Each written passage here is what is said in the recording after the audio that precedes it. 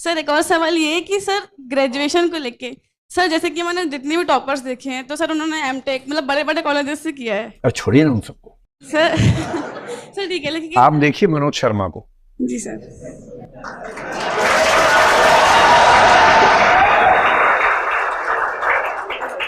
अभी आज सुबह मेरे उससे बात चल रही थी तो विचार हुआ कि वो आज रात को यहीं आ जाए, आज हम गप्पे मारे, पर वो फाइनली हो नहीं पाया। कभी आपको मिलवाएंगे, ऐसे लोगों से मिलवाएंगे। क्या होता है कि देखिए, आप यूपीएससी की बात कर रही सर है, एमपीपीएससी। एमपीपीएससी की बात कर रही है। एमपीपीएससी तो कोई एग्जाम ही नहीं है, वो तो बहुत ही आसान होता है। वो एग्जाम एमपीपीएससी, लड्डू भरे हुए लड्डू उठा के खा रहे नहीं, उसको एमपीपीएससी कहते हैं। एग्जाम तो यूपीएससी होता है, एमपीपीएससी तो बहुत आसान है, मतलब बहुत आसान। विश्वास कीजिए मेरी बात पर, मैं मजाक नहीं कर रहा हूँ।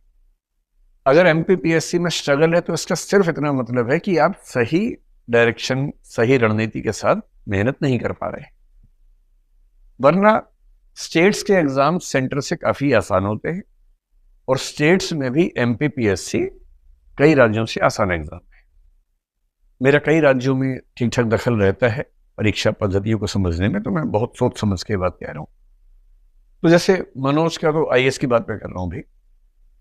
आपने कहा कि किसी का एमटेक है, किसी का बीटेक है, कोई आईआईटी से है, ठीक है, वो लोग भी हैं। सिविल सर्विसेज की यही तो ब्यूटी है। सिविल सर्विसेज में हर फील्ड के लोग आ सकते हैं, और कितनी भी कोशिश कर लीजिए, ये बात सही है कि इंजीनियर्स की भूमिका या उनकी मात्रा इन एग्जाम्स में ज्यादा है, और इसकी वजह बड़ी सरल सी है।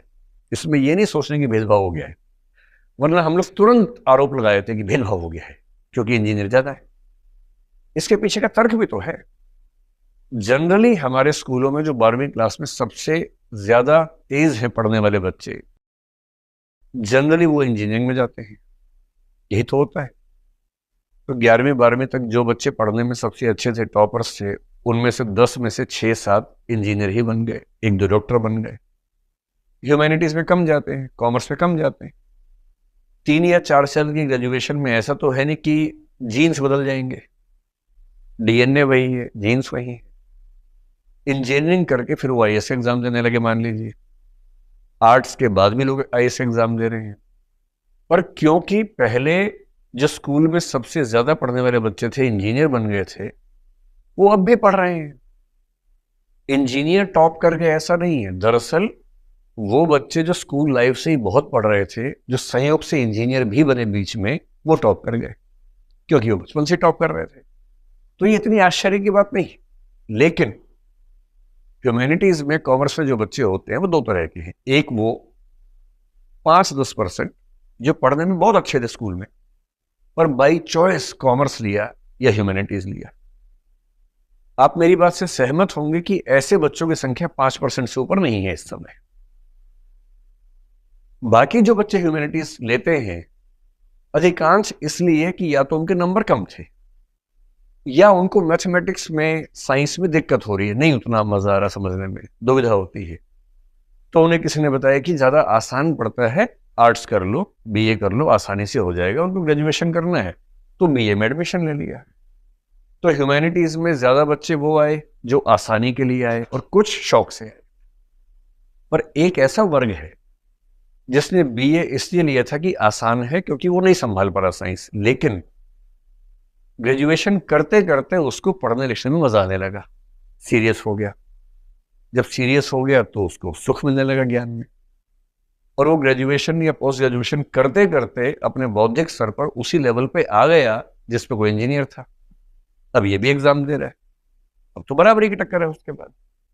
और मैं हर साल देखता हूँ कि बहुत सारे ऐसे लोग सिलेक्ट हो रहे हैं जो शुद्ध ह्यूमैनिटीज के हैं, सिंपल बीए किया हुआ है, कोई ऐसी ठोस बैकग्राउंड नहीं है।